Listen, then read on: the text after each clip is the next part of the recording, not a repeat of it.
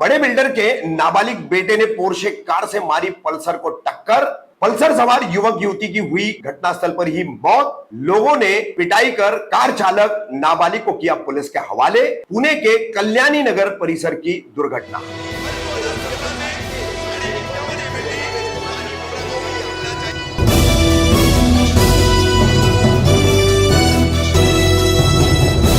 रफीक कामदार Hindustani reporter में आपका स्वागत है। शनिवार 18 मई रात के समय पुणे के कल्याणी नगर परिसर में एक बेहद भयानक दुर्घटना घटी। पोर्शे टोयोटा कार जो है, एक नाबालिग लड़का जो कि बड़े बिल्डर विशाल अग्रवाल का नाबालिग 17 वर्षीय बेटा वेदांत अग्रवाल चला रहा था। इतनी लापरवाही से तेज गति से गाड़ी चलाते हुए उसने अपने आगे चलने वाले एक पल्सर सवार जोड़े को जोरदार टक्कर मार दी। टक्कर इतनी भयानक थी कि इस पल्सर मोटर बाइक पर सवार अनिश अवधिया नाम का युवक और अश्विनी कोस्टा नाम की युवती, दोनों की घटनास्थल पर ही मौत हो गई। इस दुर्घटना के बाद यहाँ पर काफी कोहराम मचा, हंगामा हुआ। लोगों ने 17 वर्षीय नाबालिग को पकड़ करके उसकी पिटाई की, उसके कार की तोड़फोड़ भी की। तमाम वीडियोस के साथ में हम आपको दिखा रहे कि कैसे ये दुर्घटना घटी और पुलिस ने इस पर क्या बयान दिया है। फिलहाल लड़का नाबालिग है। पुलिस ने उसके खिलाफ 304 के तहत मामला दर्ज कर उसे कोर्ट में पेश किया। कोर्ट से उसे जमानत भी मिल गई है। गाड़ी ने 2 जन को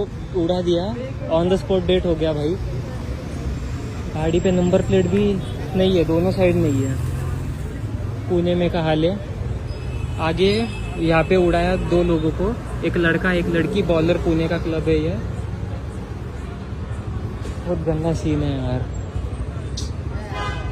गाड़ी के एयरबैग पूरे खुल गए। 150-200 का स्पीड था, हम लोग के आंखों के सामने गया ये।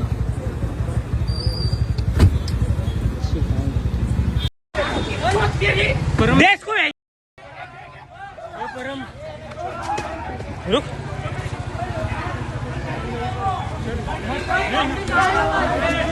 गाड़ी थे गए, गाड़ी छोड़।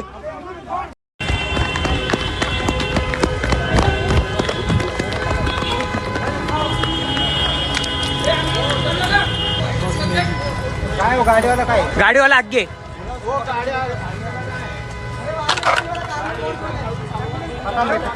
खत्म है। आगे वाला देख। अपघात कल्याणी नगरमध्ये झाला। या अपघातामध्ये 2 लोक मोटरसायकलवर येत होते आणि त्यांना एका पोर्शे गाडीनं मागून धडक दिली. धडक दिल्यानंतर दोघेही याच्यामध्ये एक्सपायर झाले। याच्यामध्ये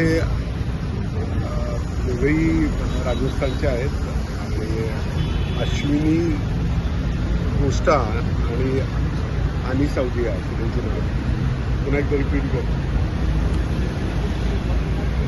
अनिश ना